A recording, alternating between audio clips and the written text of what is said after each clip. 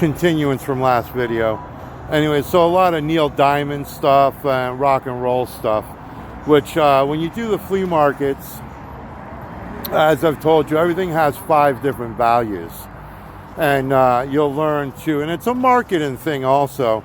So like if you take a record, you know, and you put it in a sleeve and price it and categorize it and stuff like that, then obviously you're going to get more money for it. So, but there's also, and you know, you could specialize. There's like, as I'm going to say, you know, there's record shows that you can go to. And then there's antique shows and flea markets and trade shows and stuff along those lines. I'm going to, in a minute, I just want to go check Frank out. In a minute, I want to do a little video on this. All right. So, let's take a quick look at see what Frank's got.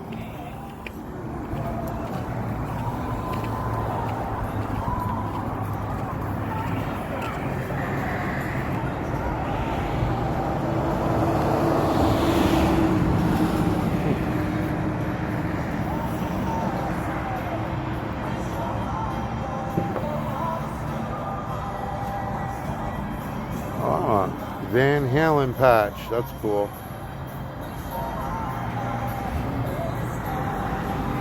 Shore Tours, but is it a Zippo? No, Warco. I'll have to look that up.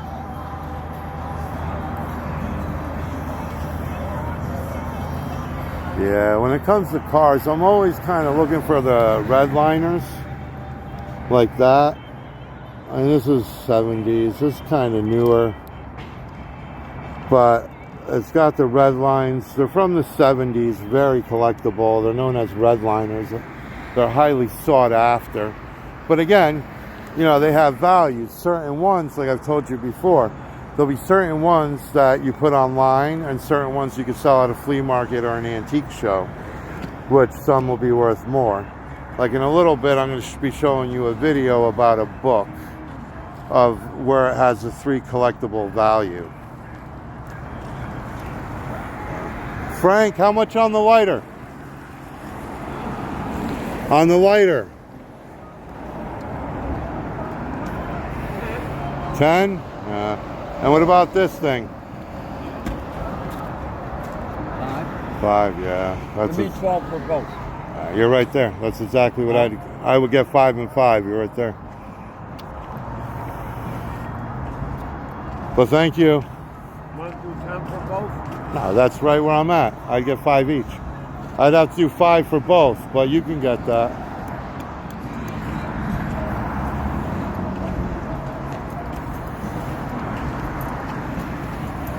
So, right here if you have any questions. What are you doing? Falling asleep over there, Alejandra?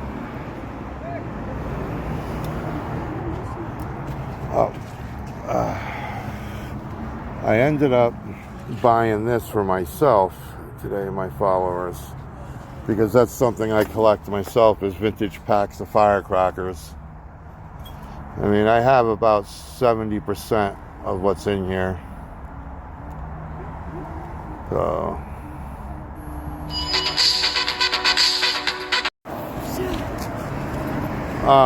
$5. Those are designer earrings from the 60s. $5. Yeah, from 1960s.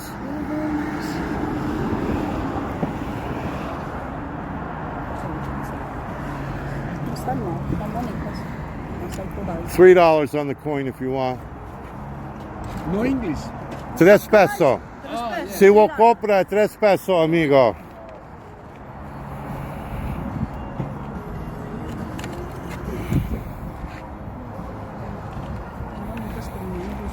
Purito 5 pesos si vos compra. Ah. No, es bueno si habla español, amiga.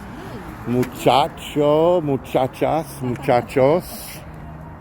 Mira, mírame. Ajá.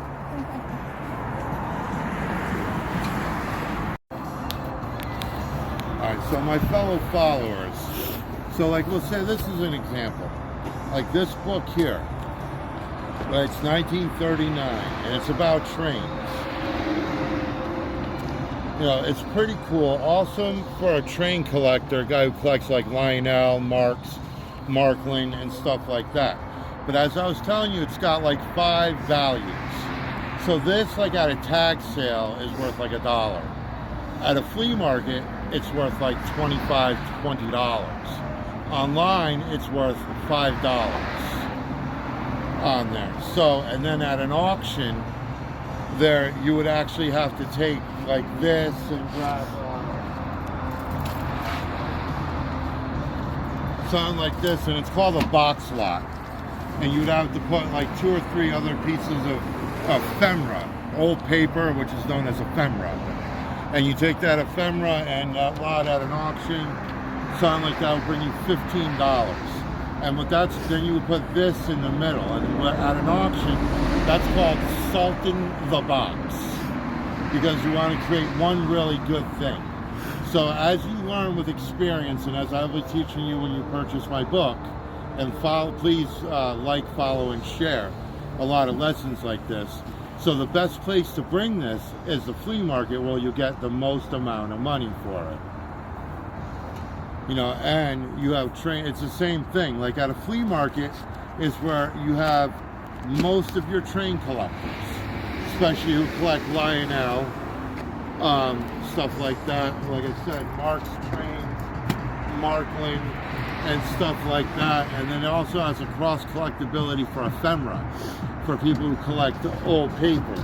So you have to look too. A lot of things you deal with, you have 2 types of collectors for this that'll pay for it. You have the ephemera collector and you have the train collector.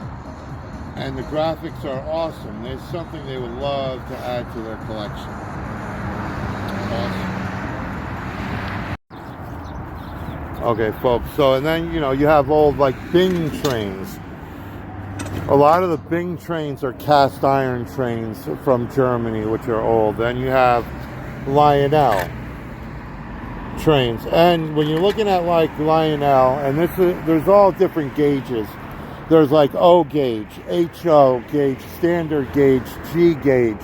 And like you have, and there's different ones like Pennsylvania. There's one called the GG1, which is an electric Pennsylvania engine from the 50s. And diesel engines are actually very sought after right now under Lionel.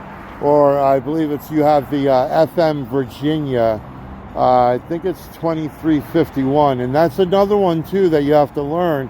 Like there's on the FM Virginia, there's 2 of them that are out. You want to pick one up, look underneath and see if it's the gray shell. If it's the gray shell, it's worth more versus the white shell on that train. Then there's the GG1, which one comes in brown and dark green. Huh? All right, well, we'll put it in last. Or we'll put it on its side.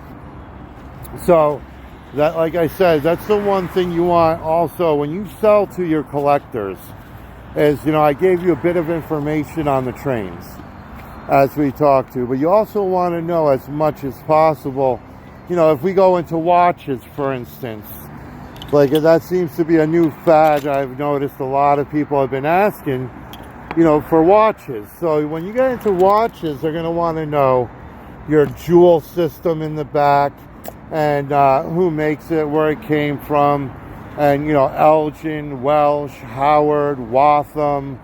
You want to know your names. You want to know a little bit of history about their Hamilton, and then the difference between like pocket watches. And in the back, if you could see here, and then you could go something like this. See, it's known as a balance wheel. This is a balance wheel right here. And if it's not turning, it's pretty much over, pretty tedious.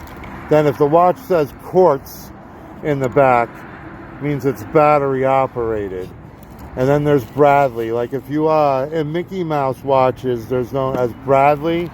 Though those are pretty good. You had Bradley and Ingram watches that were back in the 40s and 50s, and real big competition.